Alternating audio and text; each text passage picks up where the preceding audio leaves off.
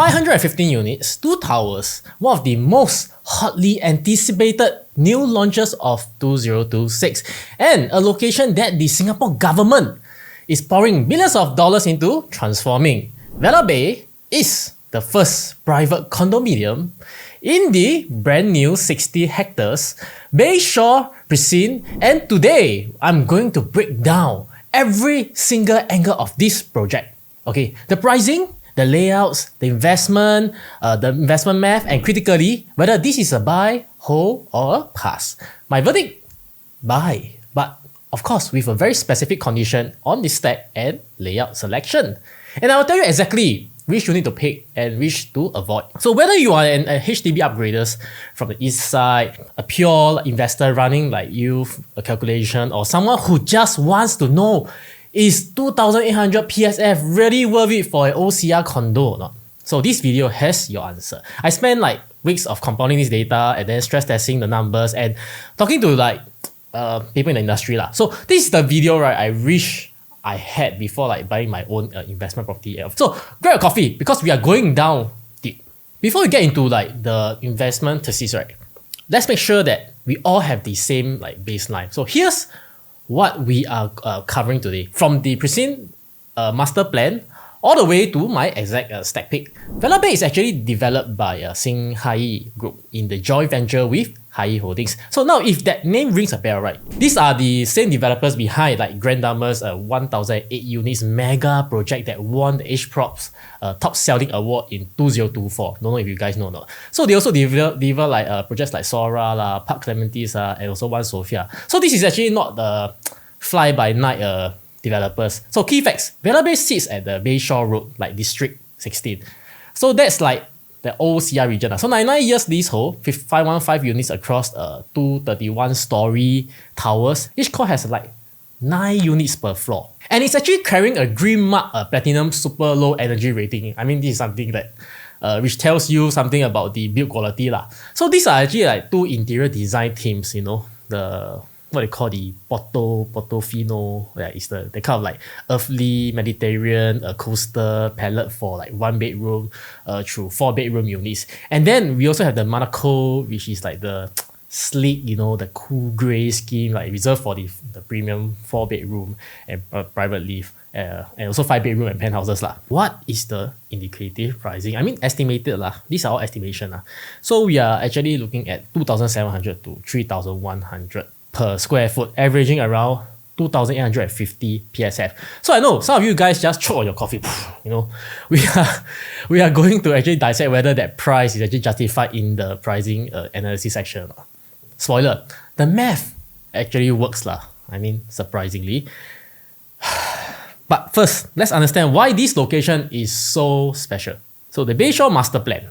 This is the part of the video, right, that separates the Vela Bay from every other new launches in 2026. You're not just actually buying a condo, you are buying into a 60 hectares government master plan.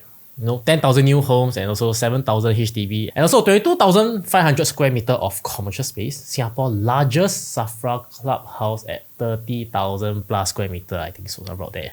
So think about what happened with Bidadari. So when the government first announced the master plan, right, early entrants like Woodleigh Residences are capturing enormous capital appreciation. So the same pattern that play out in Punggol with Watertown. So when the government actually commits like billions to to transform the entire area, right, the first private development in that area almost always wins. Okay, that's the key point. Now let's talk about what's physically going into these precincts.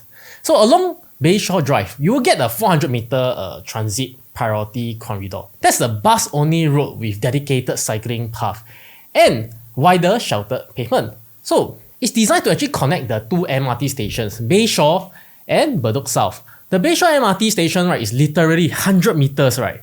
I think it's literally 100 meters from Vela Bay, roughly a 2 minutes walk through a covered linkway. And this is also on the Thomson East Coast Line, which means you get a direct transfer-free commute to Marina Bay, Shenton Way, Orchard Road, and also all the way to Woodlands. So the MRT line is actually a game changer for the East Coast. And you also have a new park, a linear park along the OC wall, a massive central park in the heart of the precincts. Also, the direct pedestrian connectivity to East Coast Park via the future landscape bridge over the ECP. So school nearby includes Temasek Primary at 0.9 km, Bedok Green Primary at 1.31 km, and also Victoria School. This isn't a mature estate. This is actually a blank canvas residence that being purposely built from scratch.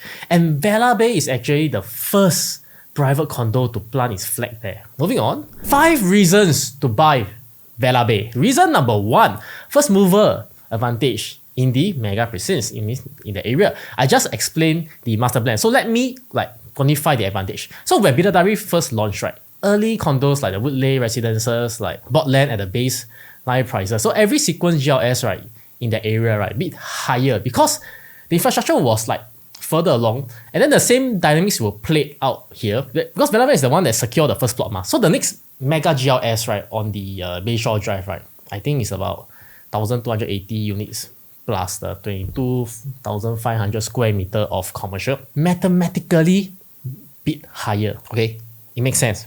We all come down to a land bid. So this creates what I call a price umbrella that lifts all the existing valuation up.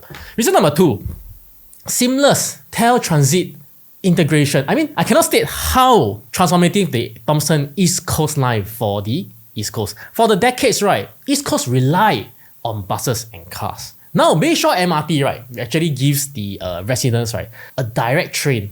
Direct train where? To Marina Bay in minutes. So this changes the commuting algorithm, right, for every working professional in that area. Transit and integrated properties, right, consistently also command a higher rental premium and also lower vacancy rates compared to the non-MRT condos. Reason number 3, a captive HDB upgraded demand pool. So this one is it's actually quite powerful. Why? Because the 7,000 new HDB flats in the Bayshore area are classified under the government's new plus or prime models. So what does it mean? A strict 10 years minimum occupation period. That's double the standard MOP. And also a complete ban on renting out the entire unit. So you have thousands of affluent families who are actually trapped for decades. They can't also monetize their flats. So if they can't upgrade early, and when the MOP clears around 2036 to 2038, there will be a massive concentration wave of upgraders demand. And where will they look?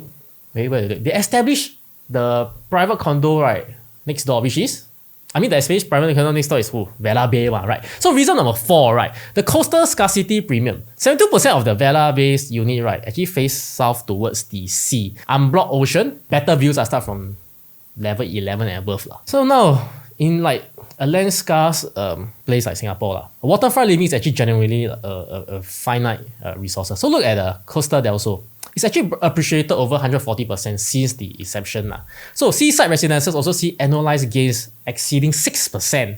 So this is actually a proven historical premium attached to the coastal properties, and it acts as a defensive mod during the market downturns. Reason number 5. Immediate lifestyle catalyst. Unlike many new launches that TOP into construction wasteland, Vela Bay, right, will inherit substantial amenities by 2030. The Bedok South Integrated Transport Hub, right, with 22,500 square meter of commercial space. So the largest Safra clubhouse in Singapore is at over 30,000 square meter.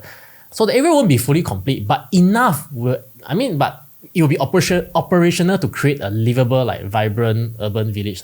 So moving on, price analysis. Is it fair? Alright. This is a section, right, everyone's have been waiting for.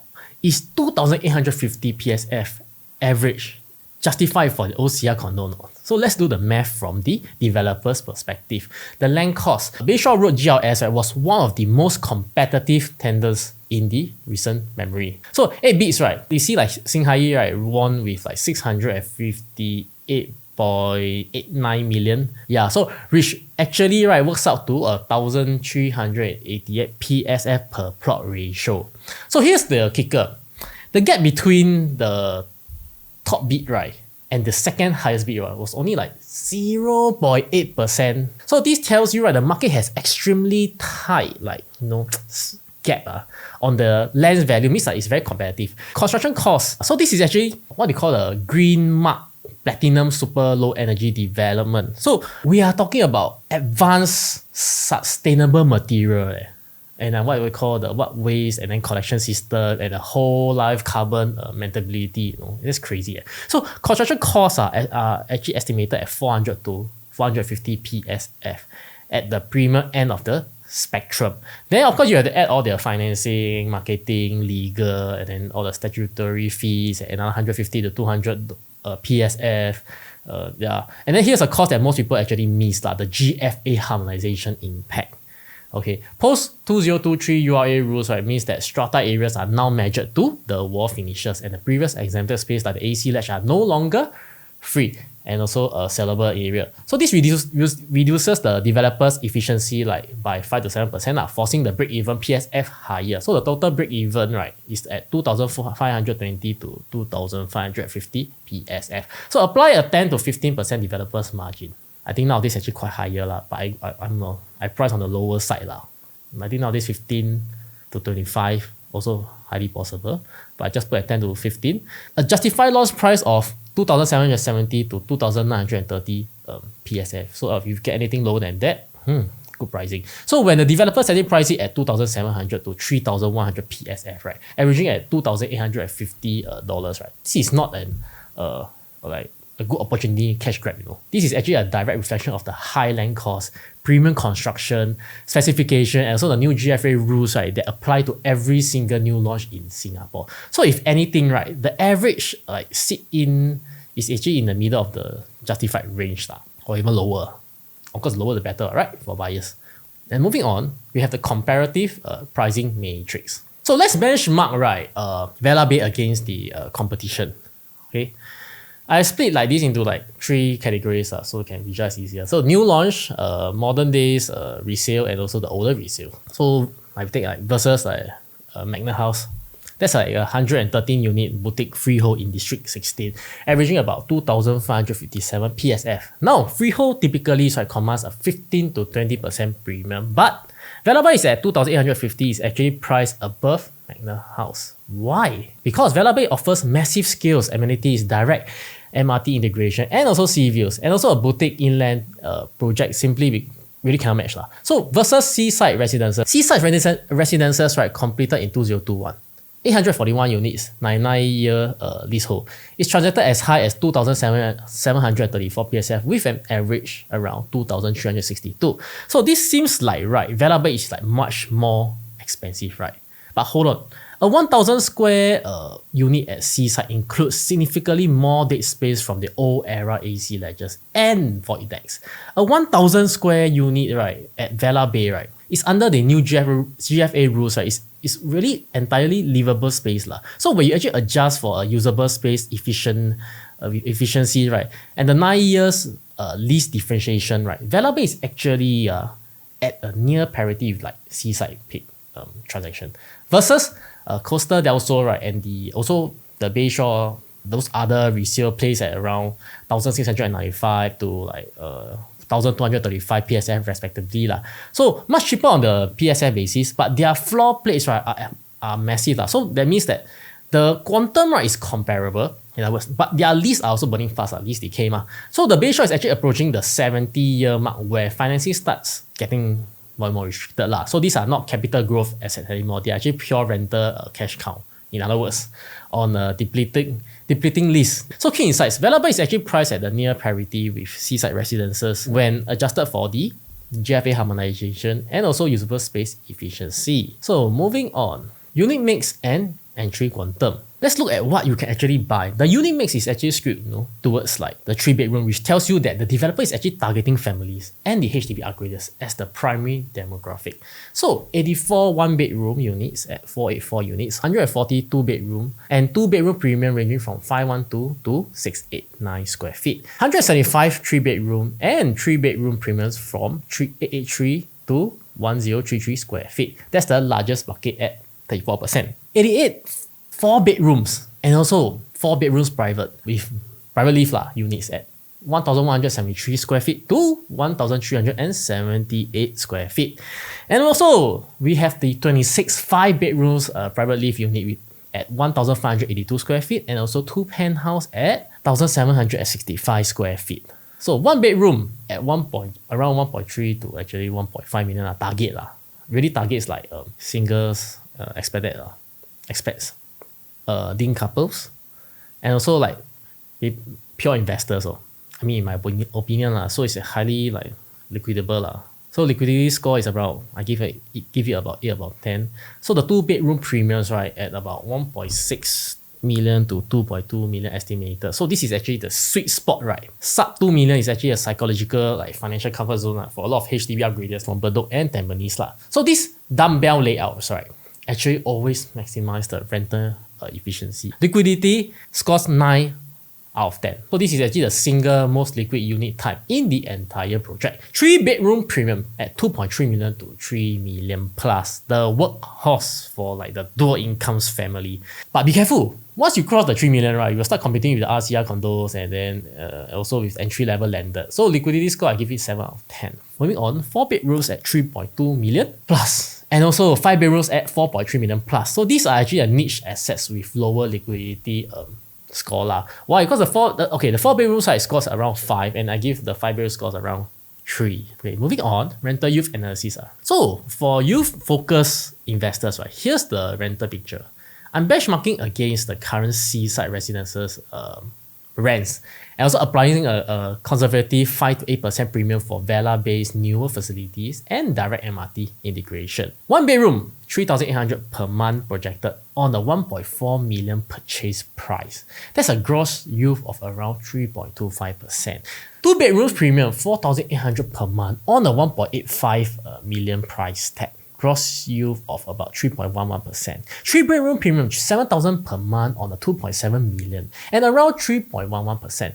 These are solid gross yield for a premium new launch. But remember, you need to deduct like maintenance fees, property tax, agent costs, and potential vacancy period to get your net yield lah.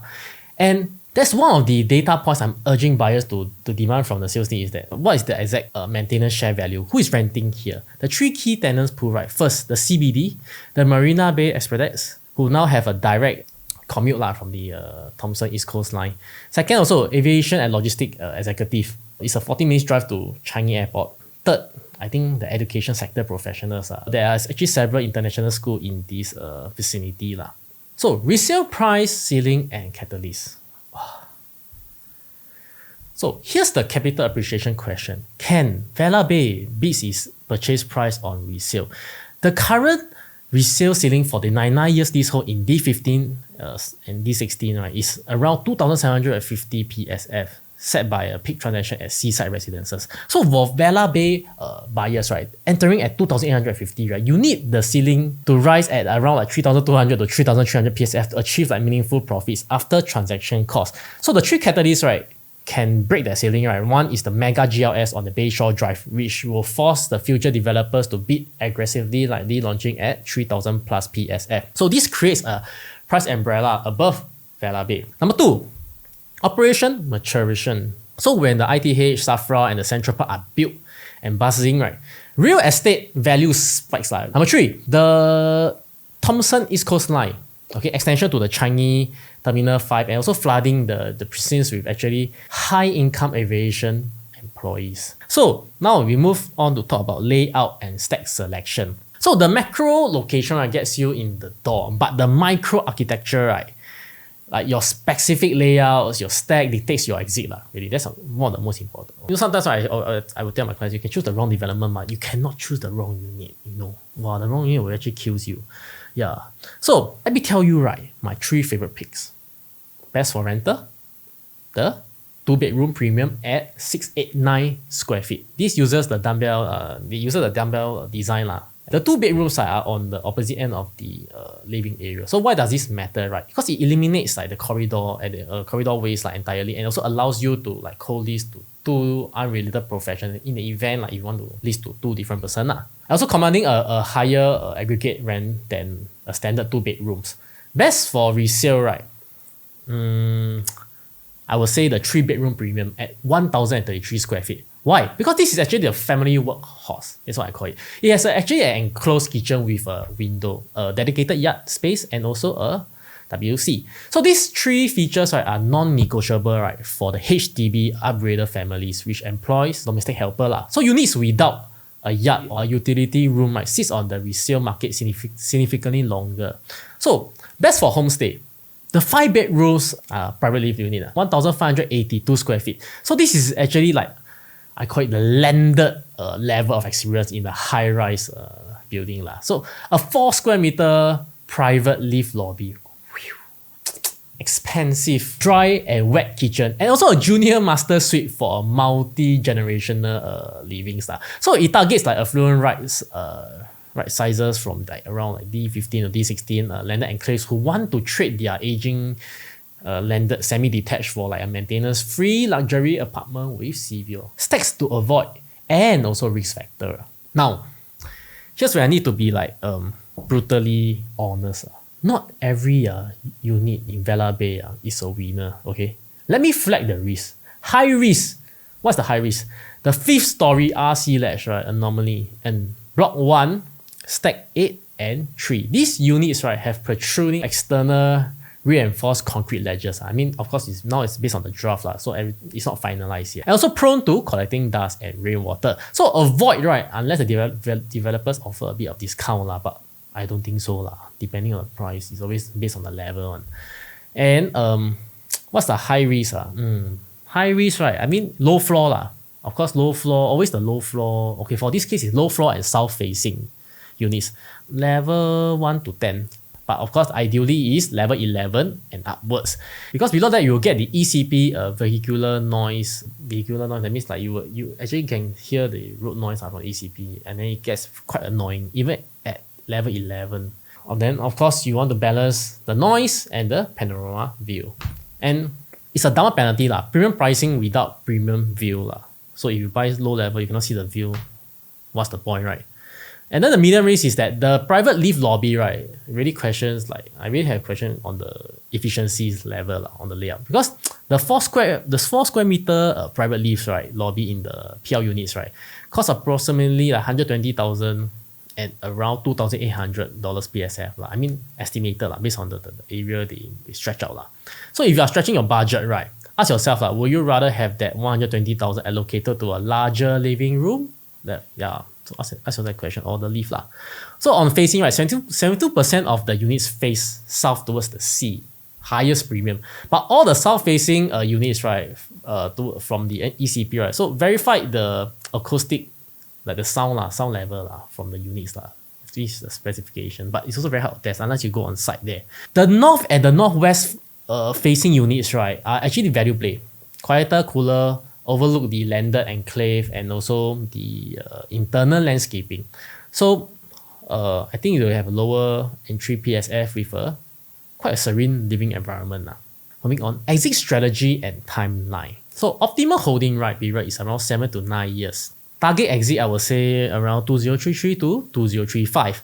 So now it's at 2026, right? You purchase, example, like purchase at this launch, right? Ideally, secure a 2 to 5% VVVIP early bird discount. So by 2030, right, the project will reach TOP, hopefully. So do not flee immediately, because a lot of people will be listing, and then you will face a lot of competition from hundreds of co-investors trying to exit around that area simultaneously. So in 2033, the infrastructure actually matures. The ITH, SAFRA, operational by then. So the next GRS may actually launch at 3,000 plus PSF at 2035, estimated. The HDB MOP sales, right, a massive wave of upgraders, right, might actually flood in the market. And that is your optimal exit. Remember that. So who is likely be the next buyer? Primarily the HDB upgraders from the Bayshore Precinct itself.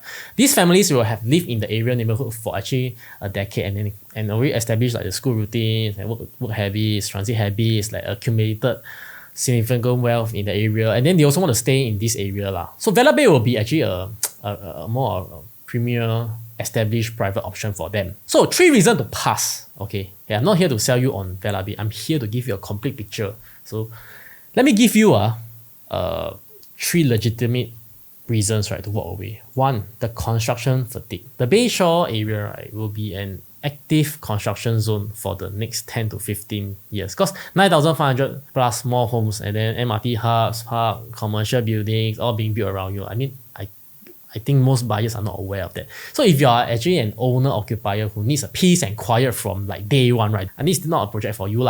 Number 2, The Long Island coastal degradation risk lah. So the governments have the 800 hectares, what you call the Long Island reclamation project off the East Coast. Is actually a profound existential risk lah. So over like 15 to 20 years, right, your unblocked sea view may or may not transform into a view of highway or reservoir or new housing estate. No one knows. Actually, no one knows about that. Yeah, so if you actually are paying a premium specifically for the sea ocean view, right, so you have to factor this in lah. Number 3, okay, youth and compression from maintenance fees. So Vela Bay, right, extensive amenities like the Mist Garden, coral pools, the waste collection, green mark platinum system. Usually that means that your monthly strata fees, right, will go up lah, high lah, huh? That directly like compress your net rental yield over time. So for investors that wanted to rent out that area, you have to take note of that because that will eat into your rental income. Final verdict and recommendation. Woo!